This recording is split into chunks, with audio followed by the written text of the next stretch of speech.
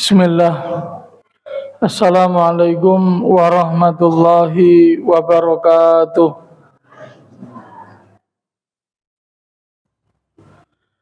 Innal hamdalillah nahmaduhu ta'ala wa nasta'inuhu wa nastaghfiruh wa na'udzu billahi min syururi anfusina wa min sayyiati a'malina. Man yahdihillahu fala mudhillalah wa man yudlil fala hadiyalah. Asyhadu an la ilaha illallah wahdahu la syarikalah wa asyhadu anna Muhammadan abduhu wa rasuluhu la nabiyya wa la rasula ba'dah. Wa qala Allah ta'ala fil Qur'anil Karim, ya ayyuhalladzina amanu taqullaha haqqa tuqatih wa la tamutunna illa wa antum muslimun. Wa qala aidan, ya ayyuhalladzina amanu taqullaha wa qulu qawlan sadida yuslih lakum a'malakum wa yaghfir lakum dhunubakum wa man yuti'illaha wa rasulah faqad faza fawzan 'azima. Wa ba'd, fa inna asdaqal kalami kalamullah tabaraka wa ta'ala wa khairal hadi hadiyu Muhammad sallallahu alaihi wasallam wa syarral umuri muhdatsatuha fa inna kulla muhdatsatin bid'ah wa kulla bid'atin dhalalah wa kulla dhalalatin finnar. Ikhwati fillah, bapak-bapak, ibu-ibu serta adik-adik jamaah Masjid Al-Falah yang semoga kita semua dirahmati Allah Subhanahu wa ta'ala. Kita bersyukur kehadrat Allah Tabaraka wa ta'ala yang sampai dengan malam hari ini Ia masih memberikan kepada setiap kita at-taufiq, yakni kekuatan, kemampuan, kemudahan untuk bisa menjalankan apa-apa yang Allah Subhanahu wa ta'ala perintahkan. Ini merupakan nikmat besar dari Allah Subhanahu wa ta'ala kepada setiap kita. Karena kalaulah seandainya Allah tidak memberikan taufik kepada kita, kita tidak akan pernah bisa kita mengerjakan apa-apa yang Allah Subhanahu wa ta'ala perintahkan. Kalaulah bukan dari taufik Allah Subhanahu wa ta'ala, kita akan terhalangi dari semua kebaikan. Maka kita wajib bersyukur, dan syukur kepada Allah Subhanahu wa ta'ala atas hidayah ini wajib. Hukumnya adalah wajib. Besok penduduk surga, ketika mereka itu memasuki surga, hal pertama kali yang akan mereka ucapkan adalah bersyukur kepada Allah atas hidayah yang telah mereka peroleh di dunia. Ini disebutkan oleh Allah Subhanahu wa ta'ala di dalam Al-Quran, di mana penduduk surga itu ketika masuk surga mereka akan mengucapkan alhamdulillahilladzi hadana lihadza wa ma kunna linahtadiya laula an hadanallah. Itu ada dalam surat Al-A'raf. Jadi lihat surat Al-A'raf ayat yang ke-43.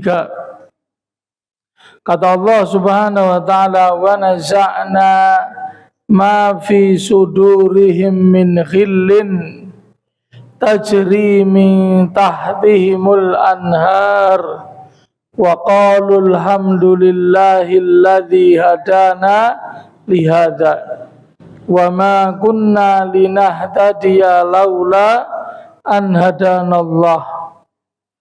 Sampai akhir ayatnya cukup agak panjang ini. Jadi Allah Subhanahu wa taala menjelaskan di dalam ayat yang mulia ini bahwasanya besok orang-orang yang akan masuk surga itu akan dikumpulkan sama Allah Subhanahu wa taala di satu tempat yang namanya Qantoroh. Qantoroh itu apa ibu-ibu, adik-adik? Qantoroh itu adalah satu hamparan daratan yang luas yang Allah Ta'ala siapkan untuk mereka calon penghuni surga. Jadi besok orang itu tidak langsung bisa masuk surga. Ini masuk surga itu, sebelum masuk surga itu Allah Ta'ala kumpulkan dulu di Qantoroh. Di Qantoroh itulah Allah Ta'ala melakukan apa? Pembersihan hati. Ini yang disinggung di sini. Wa naza'na ma fi sudurihim min ghillin. Itu. Di Qantoroh itulah kami akan cabut, kami akan bersihkan apa-apa saja yang tersimpan di dalam dada-dada manusia, dari kebencian, dari dendam, dari memori-memori jelek, itu, dari memori-memori jelek, gitu. Baru setelah Allah Ta'ala bersihkan mereka semua, dipersilahkan masuk surga. Kenapa kok perlu dibersihkan? Ya, supaya ketika masuk surga itu hatinya sudah bersih, tidak lagi menyimpan dendam, permusuhan, kebencian kepada sesama kaum muslimin, saudara se-Islam seiman. Jadi kita pernah jengkel sama orang, kita pernah itu dendam sama seseorang, ini tidak bisa hilang. Dengan dicuci di neraka, dengan kematian, ini tetap kita bawa terus. Nah, besok Allah Ta'ala akan mencabut, membersihkannya itu di Qantoroh ini. Di Qantoroh ini akan Allah Ta'ala bersihkan. Itu. Baru setelah itu mereka disuruh masuk surga. Dan setelah mereka masuk surga, mereka membaca bacaan ini. Alhamdulillahilladzi hadana lihadza. Segala puji bagi Allah Subhanahu wa Ta'ala yang telah memberikan petunjuk, bimbingan, arahan kepada kita sehingga kita sampai ke tempat ini. Wa ma kunna linahtadiya laula an hadanallah. Kalau seandainya Allah Ta'ala tidak ngasih kita hidayah, petunjuk, taufik, itu kita tidak akan pernah bisa sampai ke tempat ini. Ini syukur atas nikmat hidayah. Ini jangan pernah kita lupakan, Pak Bu. Kita dimudahkan sama Allah Ta'ala untuk mengerjakan ketaatan-ketaatan. Ini hidayah dari Allah. Ini pertanda Allah Ta'ala menginginkan kebaikan atas setiap kita. Karena kalaulah seandainya tidak, ya kita tidak akan berada di tempat yang kita cintai ini, di masjid Allah Subhanahu wa Ta'ala. Dan kalau kita bicara masjid, bapak-bapak, ibu-ibu rahimakumullah, masjid itu merupakan tempat yang terbaik di muka bumi ini. Tidak ada tempat di muka bumi ini yang lebih baik, yang lebih dicintai Allah Subhanahu wa Ta'ala daripada masjid. Sehingga masjid itu disebut pula dengan apa? Baitullah. Disebut dengan Baitullah. Baitullah itu artinya apa, Pak, Bu, adik-adik? Rumah Allah. Rumah Allah. Apakah berarti Allah itu berumah di masjid? Apakah maknanya seperti itu? Nak golek Allah yang ning masjid, di luar masjid tidak ada Allah, apakah seperti itu? Tidak. Penyebutan masjid dengan nama Baitullah ini kata para ulama namanya idhofatut tasyrif, penyandaran sesuatu kepada zat Allah yang maha mulia untuk menunjukkan kemuliaannya. Masjid dikatakan Baitullah, rumahnya Allah, karena masjid itu tempat yang mulia, yang di dalamnya Allah Ta'ala itu ditinggikan namanya, disebut namanya, dilakukan ibadah sujud kepada Allah Subhanahu wa Ta'ala di dalamnya. Jadi menyebut masjid dengan Baitullah, ini rumahnya Allah, ini sebagai bentuk pemuliaan atas bangunan rumah tersebut. Memangnya masjid ini mirip rumah, bangunannya ditinggikan, ada atapnya, diperindah dan seterusnya. Ini oleh sebab itu masjid yang merupakan rumahnya Allah itu tempat yang paling dicintai Allah. Disebutkan dalam hadis riwayat Imam Muslim, ahabbul biladi ilallahi masajiduha. Tempat yang paling dicintai Allah di muka bumi ini masjid-masjidnya. Sebaliknya kata Rasul, wa abghadul biladi ilallahi aswaquha. Dan yang paling dibenci oleh Allah dari tempat-tempat di permukaan bumi ini adalah pasar-pasarnya. Pasar itu tempat yang paling dibenci sama Allah Subhanahu wa Ta'ala. Kenapa? Karena di pasar itu jarang sekali nama Allah Subhanahu wa Ta'ala itu disebut. Jarang sekali hukum syariat Allah Subhanahu wa Ta'ala itu dipakai. Itu di pasar itu seringkali seorang justru melupakan Allah Subhanahu wa Ta'ala, sehingga tidak mengherankan apabila pasar itu dibenci Allah Subhanahu wa Ta'ala. Ini ikhwati fillah, barakallahu fikum. Dan masjid pula, bapak-bapak, ibu-ibu, adik-adik rahimakumullah, ini harus menjadi rumah kita. Di masjid itu rumahnya orang yang beriman. Rumah yang keberapa? Ya, rumah yang kedua. Rumah yang kedua. Gitu. Kok bukan yang ke satu, kok malah yang kedua?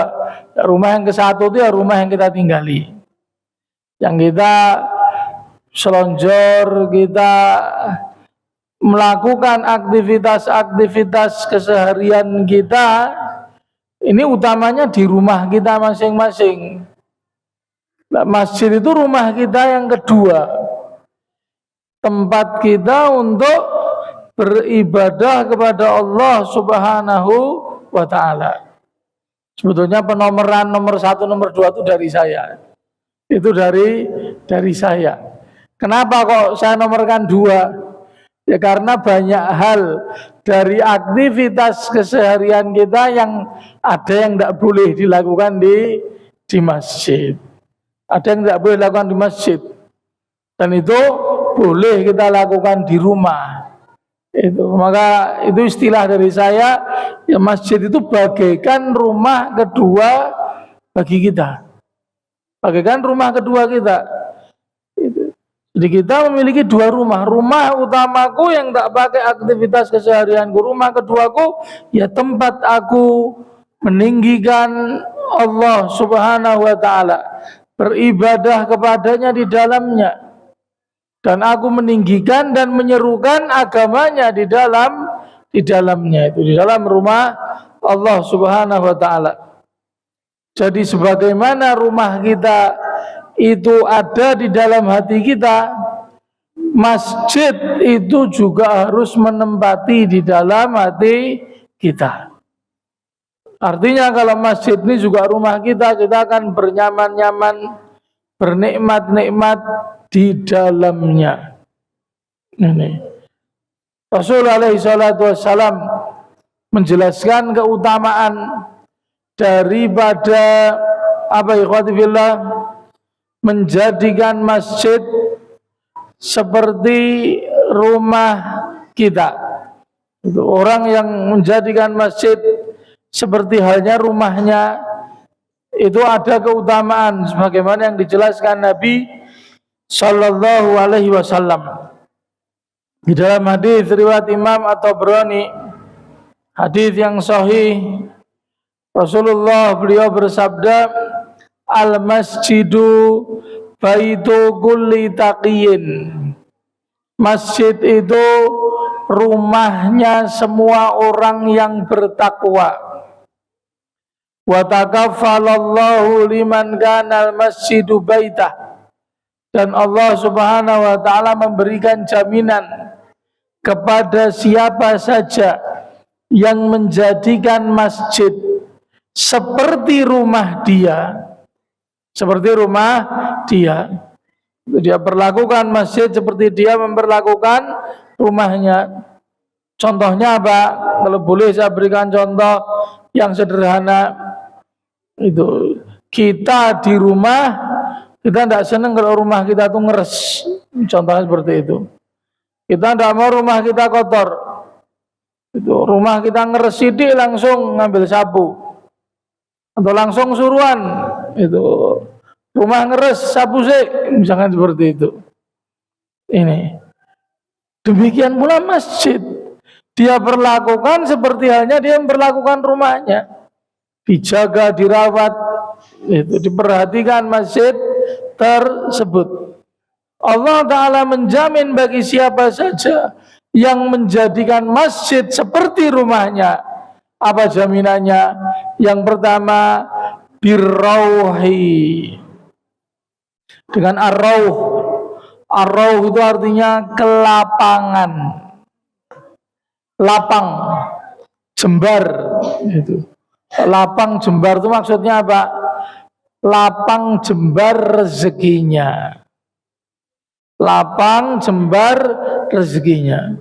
Allah Ta'ala akan berikan keberkahan dalam hidupnya, kelapangan dalam hidupnya. Ini. Dan kelapangan hidup ini tidak kelihatan tapi dirasakan. Dirasakan oleh orang-orang yang mendapatkannya. Itu dikasih sama Allah Ta'ala cukup berkah. Itu meskipun secara kasat mata sebetulnya hidupnya kita biasa-biasa baik. Itu. Kemudian apa jaminan yang kedua? Warahmah. Dia akan mendapatkan rahmat dari Allah Subhanahu wa Ta'ala. Ya, rahmatnya juga tidak diketahui wujud nyata realnya, tidak kasat mata, tapi dirasakan oleh orang yang mendapatkannya. Dikasih rahmat sama Allah. Dan keutamaan yang ketiga kata Rasul di dalam hadis yang mulia ini, wal jawazi ala sirati ila ridwanillahi ila al jannati. Dan besok akan Allah Ta'ala mudahkan baginya ketika dia harus meniti sirat. Sirat itu apa-apa bu adik-adik? Sirat itu jembatan, al-jisrul mansubu fauqa jahannam. Dia adalah jembatan yang Allah Ta'ala bentangkan di atas neraka jahannam, yang semua manusia Allah Ta'ala pastikan akan melewatinya, tidak ada yang tidak. Ayatnya jelas, wa imminkum illa wariduha kana dzalika ala rabbika hatman maqdiya. Itu setiap kalian pasti besok akan mendatanginya, melewatinya, dan itu satu ketetapan Allah yang sudah maqdiya, yang sudah diketok, untuk kalau istilah pengadilan sudah pasti. Hanya saja Pak Bu, adik-adik, itu manusia yang melewati as-sirat, keadaan mereka itu berbeda-beda. Kita lihat hadis Nabi, wa minhum man yamsuna kal barqi. Ada dari mereka yang berjalannya di atas jembatan sirat kal barqi. Al barq itu artinya kilat, plat, itu. Crap, itu. Kilat. Sudah sukses langsung lolos. Gitu. Tapi ada juga dari mereka yang melewati jembatan sirat itu seperti seorang yang berlari cepat. Ada juga yang melewati sirat itu dia sambil itu merangkak kabotan, tapi ya lolos. Itu. Ada dari mereka yang banyak itu harus kena pengait di atas jembatan yang bahasa Rasulullah namanya kalalib. Itu kalalib itu seperti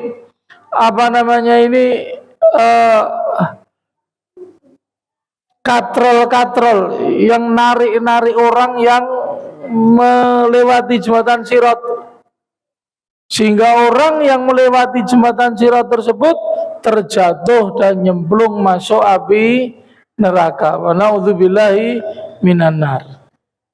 Nah, ini dikatakan Rasulullah dalam hadis yang mulia ini, orang yang menjadikan masjid seperti rumahnya, di antara keutamaannya adalah Allah akan mudahkan dia untuk meniti sirat menuju keridhaan Allah, menuju jannahnya.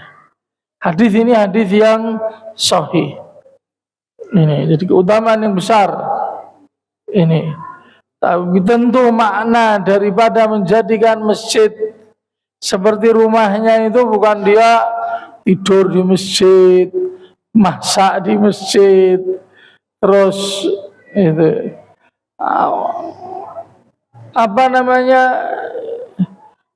bernikmat-nikmat di masjid dalam artian menikmat-nikmat untuk yang keliru. Makna menjadikan masjid seperti rumahnya itu ya dia memperlakukan masjid seperti rumahnya. Tapi yang dimaksudkan secara lebih khusus maksudnya adalah imaratul masajid atau memakmurkan masjid. Ini yang dimaksudkan sebenarnya. Yang dimaksudkan kita itu dituntut, diperintahkan untuk memakmurkan masjid Sebagaimana kita memakmurkan rumah, memakmurkan masjid itu apa sih maknanya? Itu. Apa makna dari memakmurkan masjid? Memakmurkan masjid itu, kata makmur itu dari bahasa Arab, dari kata amaro ya'muru imarah. Kalau kita lihat kamus bahasa Arab, Bapak, Ibu-ibu rahimakumullah, arti daripada amaro ya'muru itu bisa diartikan yaitu membangun atau mendirikan. Bisa diartikan juga islah, memperbaiki. Bisa diartikan juga maknanya adalah mendiami. Bisa juga dimaknai dengan menghormati, menghargai. Itu. Dari makna-makna secara kebahasaan ini, kemudian para ulama itu menyimpulkan, berarti maksud dari memakmurkan masjid itu mencakup yang pertama mendirikan, membangun, termasuk memperbaiki bangunan atau fisik dari masjid. Makna yang kedua yaitu menghormati dan menghargai masjid, termasuk diantaranya memelihara, memperindah, menjaga kebersihan. Ini makna yang kedua itu dari memakmurkan masjid. Makna memakmurkan masjid yang ketiga adalah mengisi dan menghidupkan masjid untuk ibadah dan ketaatan kepada Allah Subhanahu wa ta'ala. Sebagaimana memang itu tujuan dibangunnya masjid. Tujuan dibangunnya masjid. Maka kalau mau kita ringkas lagi, maksud dari memakmurkan masjid itu ada dua. Yang pertama memakmurkan fisiknya, bangunannya, itu dari mulai membangun masjid sejak awal atau ketika masjid sudah berdiri butuh diperbaiki, ada mungkin yang bocor, ada mungkin yang ini sudah rusak dan seterusnya. Ini diperintahkan dan keutamaannya besar. Rasulullah sallallahu alaihi wasallam beliau bersabda, "Man bana lillahi masjidan banallahu lahu baitan fil jannah." Siapa saja yang dia itu mau membangun karena Allah sebuah masjid, Allah Ta'ala akan bangunkan untuknya sebuah rumah atau istana di surga. Ini keutamaannya diperoleh siapa? Diperoleh mereka orang yang membangunnya dari nol, dari dasar, dan insya Allah termasuk pula orang yang berpartisipasi di dalam pembangunannya. Ini juga termasuk mereka orang yang akan mendapatkan keutamaan yang besar dari Allah Subhanahu wa ta'ala ini. Dan memakmurkan masjid yang berikutnya, memakmurkan fisik masjid yang berikutnya itu menjaga kebersihannya, menjaga kebersihan masjid. Jangan sampai masjid itu kotor, masjid itu wangi. Ini jadi PR jamaah. Jangan sampai orang masuk masjid itu baunya tidak enak, pengap. Ini jangan sampai. Disebutkan di dalam hadis riwayat Imam Ibnu Majah, hadis ini hadis yang sahih. Ibunda Aisyah radhiyallahu anha beliau menuturkan, anna Rasulullah sallallahu alaihi wasallam amara bibina'il masajidi wa antubna fid duri wa antunadzaf wa tutayyab. Rasulullah itu memerintahkan kita untuk bangun masjid, dan secara khusus membangun di desa-desa, di kampung-kampung.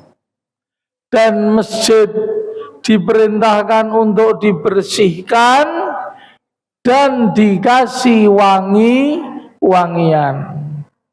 Jadi buat orang masuk masjid itu apa? Nyaman.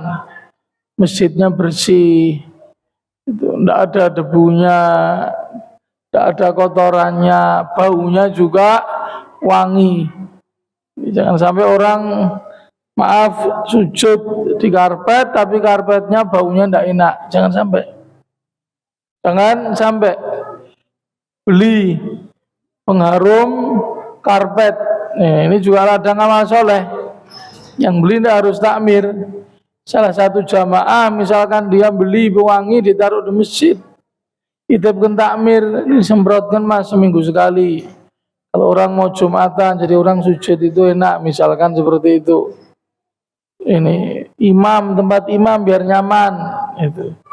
Sajadah diganti, dicuci sepekan sekali, misalkan seperti itu. Ini mohon maaf, ini bukan ngajari takmir, bukan.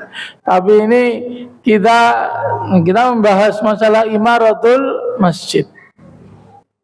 Memakmurkan masjid itu ada dua, memakmurkan fisik bangunan, dan termasuk bangunan itu apa yang ada di masjid. Masjid jangan sampai kotor. Itu. Masjid harus punya peralatan untuk bersih-bersih.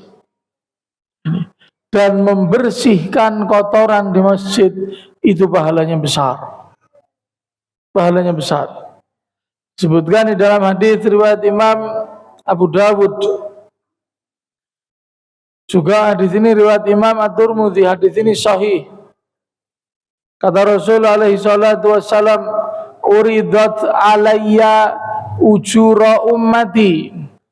Ditampakkan kepadaku, kata Rasulullah, pahala-pahala yang akan diperoleh umatku.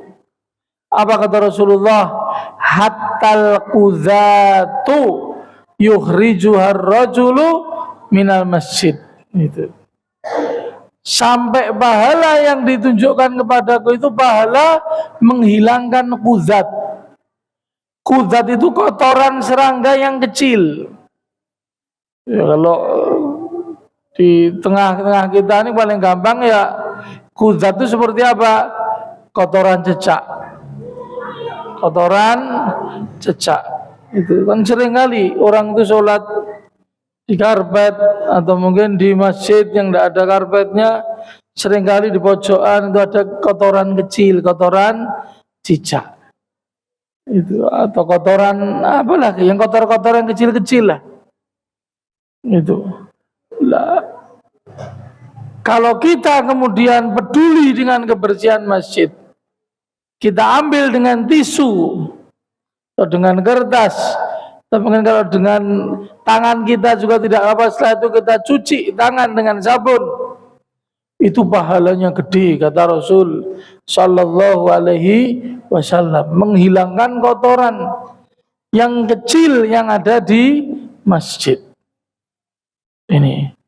Dan orang yang memiliki kepedulian atas kebersihan masjid ini orang-orang mulia di hadapan Allah Subhanahu wa taala. Meskipun seringkali masyarakat memandang mereka itu dengan sebelah mata. Marbot masjid itu, orang yang resik-resik masjid itu sering tidak dihargai. Sering tidak dihargai. Ini. Padahal yang dia bersihkan itu rumahnya Allah Subhanahu wa taala. Tempat kaum muslimin sujud, menegakkan kewajibannya kepada Allah, mengerjakan sholat 5 waktu dan ibadah-ibadah lain yang disyariatkan di masjid. Rasulullah menghargai mereka. Pernah di masa Nabi, Pak Bu, ada seorang wanita yang hitam, imra'atun sauda, Hadis ini riwayat Imam Bukhari Muslim ya. Seseorang wanita yang hitam, disebutkan hitam, wanita yang hitam berkulit hitam maksudnya ya. Dia itu sukanya yaqumu masjidan Nabi, sukanya nyapu masjidnya Nabi. Masjidnya Nabi zaman dulu ya tanah, tapi tanah itu kan juga bisa kotor. Itu bisa kotor, atau mungkin ada kerikil dan seterusnya. Itu dibersihkan, dia suka bersih. Itu masjidnya Nabi Shallallahu Alaihi Wasallam. Sampai disebutkan pada suatu hari famatat, wanita tersebut meninggal dunia. Meninggalnya itu pagi, kemudian segera diurus dan dikuburkan. Ketika siang dan sore hari Nabi tidak ngelihat, itu tidak ngelihat ibu-ibu tersebut, tidak dilihat Nabi. Nabi bertanya itu tentang dirinya itu. Fasa'ala anhan Nabi, Nabi menanyakan dirinya, mana ibu itu tidak ketok. Biasanya ketok itu. Biasanya dia menjelang sholat, misalkan bahasa saya ini ya, itu sudah resik-resik, sudah nyiapkan ini itu. Ini tidak kelihatan. Dijawab faqalu matat, wahai Rasulullah, dia sudah meninggal dunia. Rasulullah kaget. Rasulullah berkata, qala afala kuntum azantumuni bih. Kenapa kalian tidak mengumumkannya kepadaku? Kok aku tidak dikasih tahu kalau dia meninggal dunia? Ini perkataan keras Nabi. Ada marbot masjidnya, kalau pakai bahasa kita marbot ya. Itu tentu ini ikhlas karena Allah Ta'ala. Itu. Kenapa kalian tidak mengasih tahu aku? Kemudian apa kata Rasul? Duluni ala qabriha, tunjukkan aku di mana kuburan dia. Minta ditunjukkan kuburannya dia. Akhirnya Nabi mendatangi kuburnya, fa'ata qabraha fa shalla 'alaiha. Nabi pun mendatangi kuburnya. Nabi menyolatkan dia di sisi kuburnya. Enggak, di sini boleh Pak ya, Bu. Kalau kita telat itu belum nyolati jenazah, boleh kita ngeluruk ke kuburan. Di kuburnya ngendi aku pengen nyalatke misalkan. Kalau itu orang yang sangat berjasa sama kita, kerabat kita, kita datang nggak wis dikubur, nggak usah gelo, pergi cari kuburannya, sholatkan sholat jenazah di samping kuburnya, itu boleh. Ini amalannya Nabi. Perhatikan hadis yang mulia ini. Kalau seandainya Nabi tidak menghargai, itu ya mungkin itu, tapi Rasul tidak seperti itu. Baik, Rasul akan mendiamkan. Oh, sudah meninggal. Oh, kapan? Itu kenapa? Oh ya sudah. Kalau tidak menghargai mungkin seperti itu. Sekedar ya wis. Perhatikan betapa Nabi bersuara keras. Kenapa kalian tidak ngasih tahu aku? Tunjukkan aku kuburnya. Langsung diluruk kuburnya. Didatangi kuburnya. Diziarahi. Dan amalan yang paling bermanfaat untuk orang meninggal itu doa. Doa-doa yang indah yang kita panjatkan melalui sholat jenazah.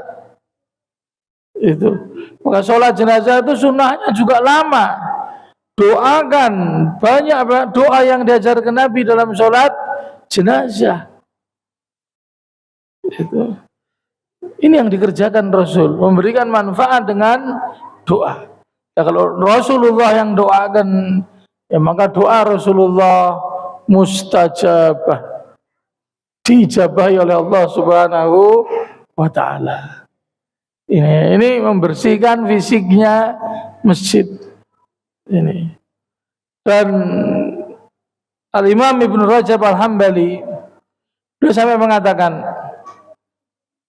wa kansul masajidi wa izalatul adza anha fi'lun syarifun la yata'affafu minhu man ya'lamu adabas syariah wa khususan al-masajidal fadilah.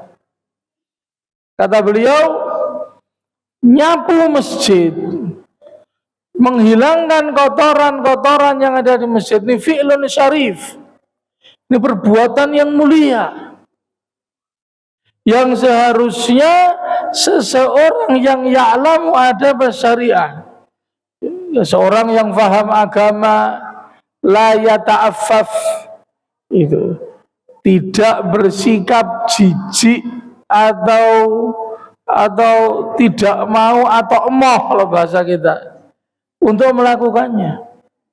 Orang yang paham agama ini, dia akan bersemangat untuk melakukan perbuatan yang mulia ini. Terlebih lagi masjid-masjid yang memiliki keutamaan. Masjid yang memiliki keutamaan itu masjid apa Pak Bu? Masjid yang utama dalam Islam itu, atau diutamakan Islam itu ada 4. Yang pertama Masjidil Haram, yang kedua Masjid Nabawi, yang ketiga Masjid Quba, yang keempat Masjid Al-Aqsa. Masjid Al-Aqsa. Dan kalau kita lakukan bersih masjid, ngilangkan kotoran, meskipun itu hanya kecil, di tempat yang mulia ini pahalanya berlipat ganda. Sebagaimana pahala sholat di dalamnya itu juga berlipat ganda. Ini ikhwati fillah, barakallahu fikum. Intinya memakmurkan masjid dari sisi fisik, setiap kita bisalah untuk mengerjakannya sesuai dengan kadar kemampuan kita masing-masing. Ini sekali lagi, ini rumah kita yang kedua. Bicaranya ben aku nyaman di rumahku sendiri. Rumahku, masjid ini rumahku. Ini ikhwati fillah, barakallahu fikum. Memakmurkan masjid yang kedua itu dari sisi non fisik, atau istilahnya imarah ma'nawiyah. Kalau tadi hisiyah, memakmurkan dari sisi non fisik. Maksudnya apa? Memakmurkan masjid, mengisinya dengan ketaatan-ketaatan yang memang diperintahkan untuk dikerjakan di dalamnya. Apa saja sih ketaatan yang diperintahkan di dalam masjid itu? Ini dirangkum oleh Rasulullah dalam sabdu-sabdanya. Bagaimana hadis riwayat Imam Muslim. Ketika pernah ada seorang Arab Badui yang masuk masjid kemudian kencing di pojokan masjid. Para sahabat yang tahu mau berdiri, mau nyamperin, mau melakukan tindakan fisik. Yang lain ngelihat gedem-gedem pengen mukuli. Nabi tahu, dauh kata Rasul, diam. Ben rampung, boleh dia kepengen kencing, ben rampung kata Rasul. Sudah selesai kencing sama Rasulullah nyuruh sahabat yang lain, ambil air, hariku, sirami, siram, supaya bekas-bekas kencingnya itu luntur kena air, dibawa pergi oleh air biar hilang bekas-bekasnya.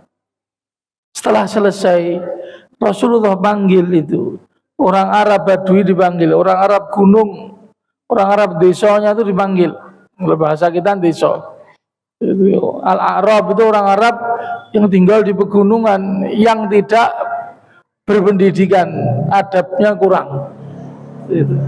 Rasulullah ngasih tahu dia, inna hadhil masajid Sesungguhnya masjid-masjid itu la tasluhu, tidak boleh dilakukan di dalamnya li syai'in min hadzal baul, kencing di masjid sembarangan, tidak boleh. Walal qadhar, atau buang kotoran, buang hajat sakarepe dhewe di masjid. Maka jangan jadikan masjid hanya sekedar untuk WC umum gratis.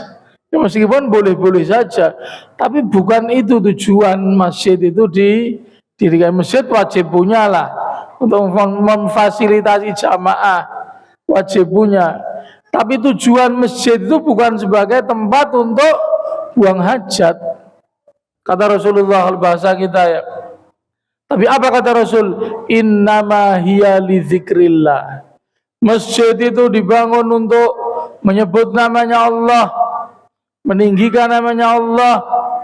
Itu wassalah, dan salat, wa qiraatil Quran, dan untuk membaca Al-Quran. Jadi masjid itu tempat yang dibangun untuk menyebut namanya Allah. Setidaknya kita menyebut dan meninggikan nama Allah itu ketika masuk waktu sholat azan dikumandangkan, gitu, ditegakkan sholat 5 waktu di dalamnya. Dan sholat 5 waktu bagi kita para lelaki ini hukumnya lebih kepada wajib dari sekedar sunnah. Bahkan Rasulullah sendiri, beliau yang bersabda, la sholata li jaril masjidi illa fil masjid. Tidak ada sholat bagi tetangga masjid kecuali di masjid. Ketika ditanya, wa man jarul masjid, siapa tetangga masjid? Dijawab, man sami'an nida, semua yang dengar azan itu tetangga masjid. Itu semua yang dengar azan itu tetangga masjid. Rasulullah didatangi orang yang buta, mohon maaf buta. Itu, aku orang buta, tidak ada yang nuntun aku ke masjid, izinkan aku untuk sholat di rumah saja wahai Nabi. Nabi bertanya kepada dirinya, atas ma'un nida, apa kamu masih mendengar azan? Ketika dia menjawab, dengar wahai Nabi. Apa kata Rasulullah? Idzan fajib, selama kamu dengar, datangi masjid. Orang yang buta tidak dikasih uzur kalau dia sehat. Kalau dia sehat tidak hujan gitu.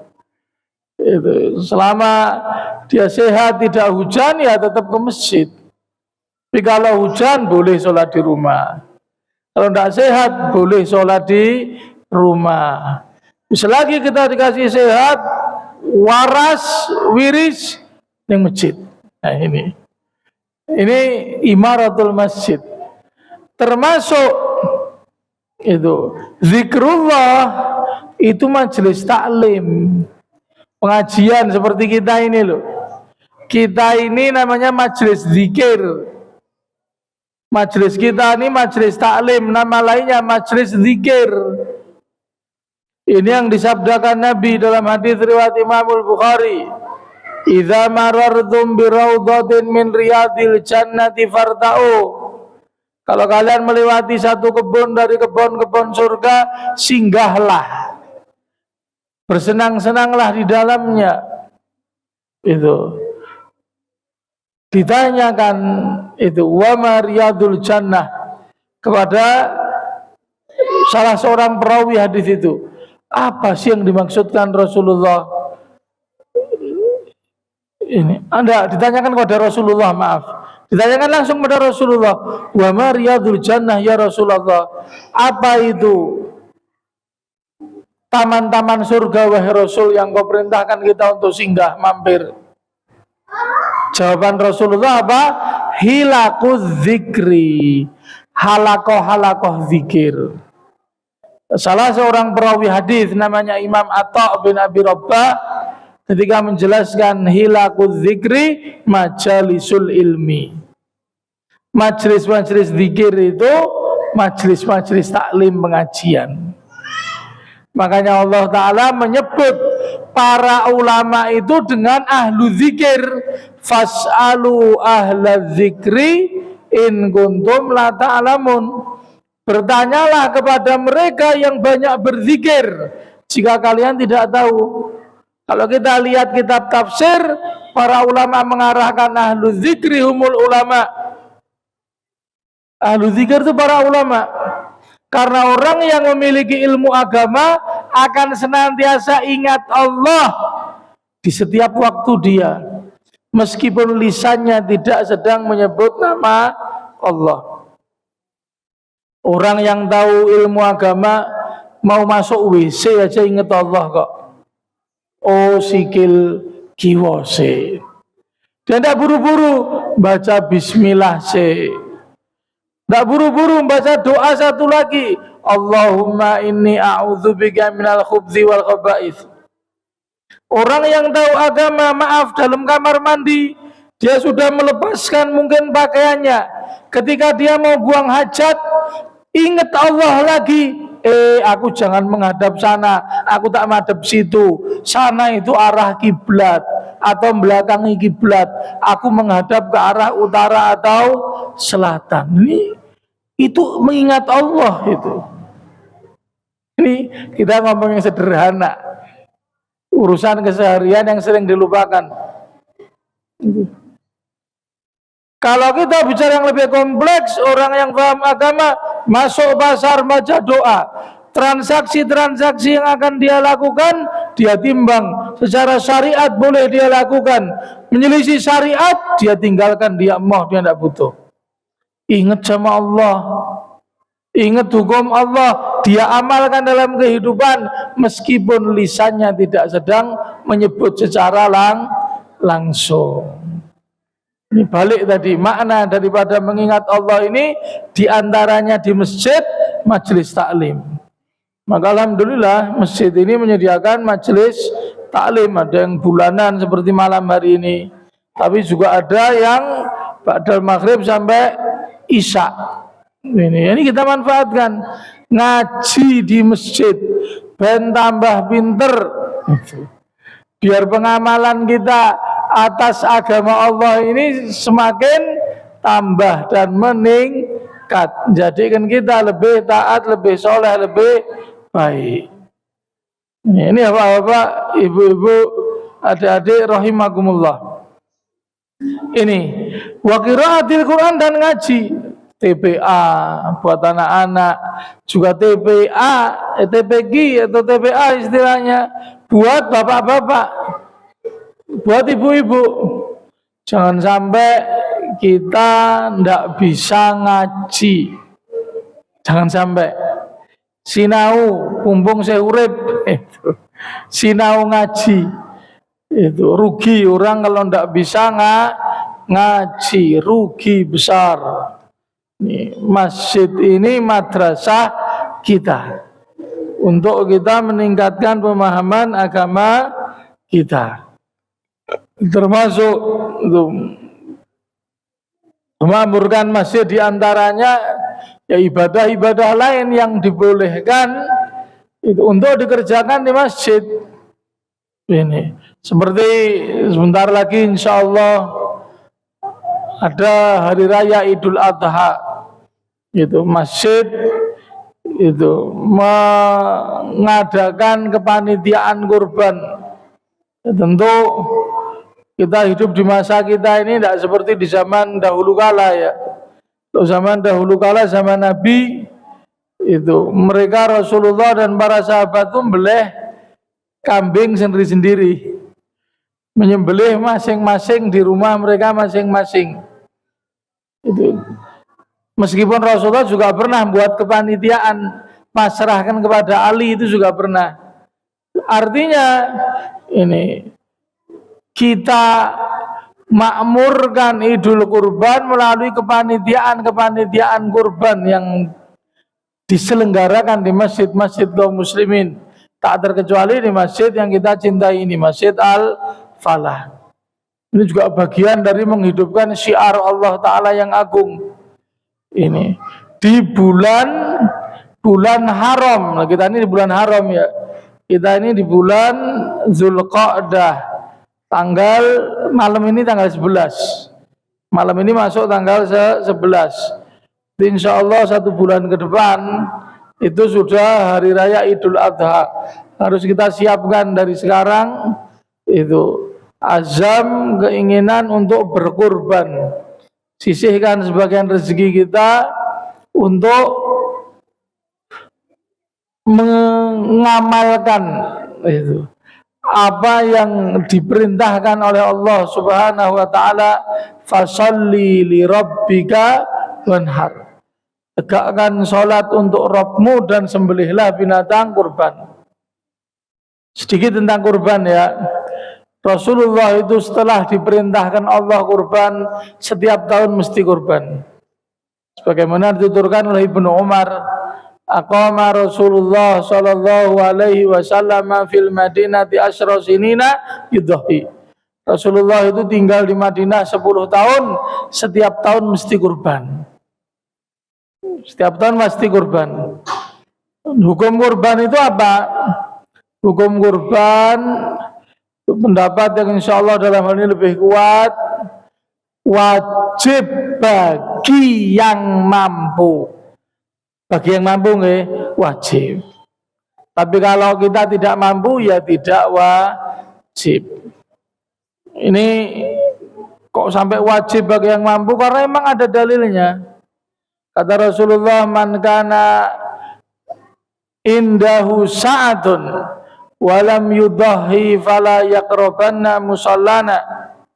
Siapa saja yang dia itu memiliki kelapangan rizki, harta, kok tidak berkorban, jangan mendekati tempat sholat kita. Di dalam hadis yang lain disebutkan oleh para sahabat, di antara isi khutbah Rasulullah yang terakhir di hari Arafah, beliau bersabda, ayyuhan nas, wahai sekalian manusia, hakun ala kulli ahli baitin fi kulli amin udhiyatan.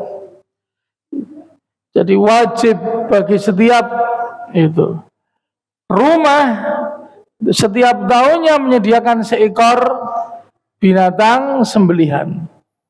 Di setiap rumah setiap tahun seekor binatang sembelihan. Sampai Rasulullah wajibkan. Tetapi ini sekali lagi bagi yang mampu. Bagi yang mampu. Monggo itu kemampuan kita yang tahu diri kita. Ini kalau kita mampu, mari itu kita kerjakan satu amalan besar ini. Bentuk kurbah mendekatkan diri kepada Allah Subhanahu wa ta'ala di hari yang paling mulia, yakni hari raya Idul Adha.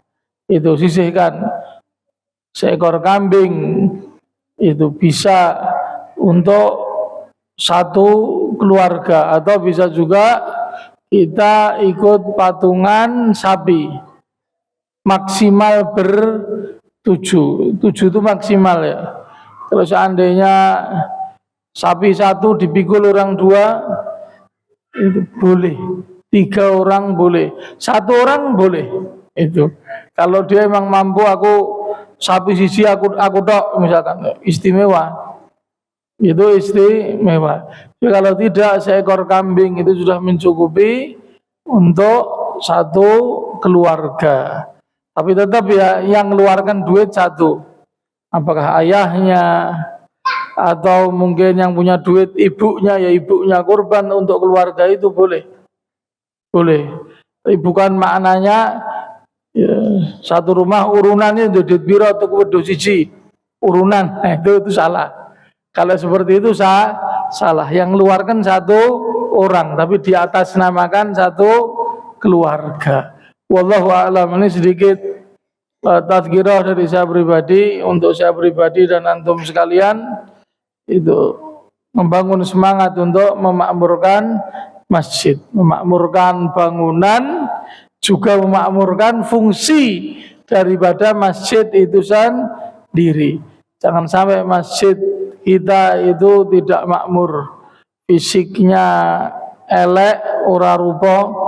Alhamdulillah kalau masjid ini Masya Allah secara bangunan fisik megah, ini tinggal ngerawat saja ini.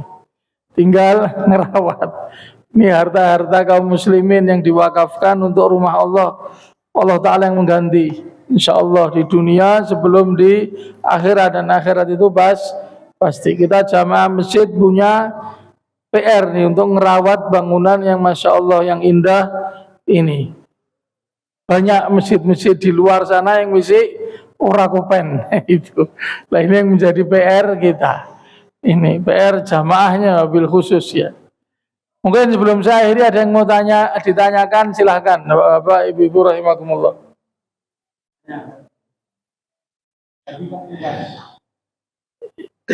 Iya Pak. Bersihkan hatinya, tidak itu lagi, tidak lagi. Sudah masuk surga. Mukadimah saya tadi Pak ya, sudah dibersihkan dari dendam, dari dongkol yang ada, yang tersimpan di dalam dada, terus langsung masuk surga? Jawabannya iya Pak. Jadi kontoroh itu sebelum surga Pak. Kontoroh itu sebelum surga. Sirat itu sebelum surga dan neraka. Mereka yang berhak masuk neraka ketika disirat pasti jatuh ke neraka, pasti. Tapi mereka yang lolos dari sirat meskipun terseok-seok itu sampai lolos, itu berarti dia memang tidak berhak masuk neraka Pak. Sudah Allah Ta'ala maafkan atau Allah Ta'ala ampuni. Mungkin dengan sebab banyaknya ketaatan yang dia lakukan sehingga dia langsung menuju surga.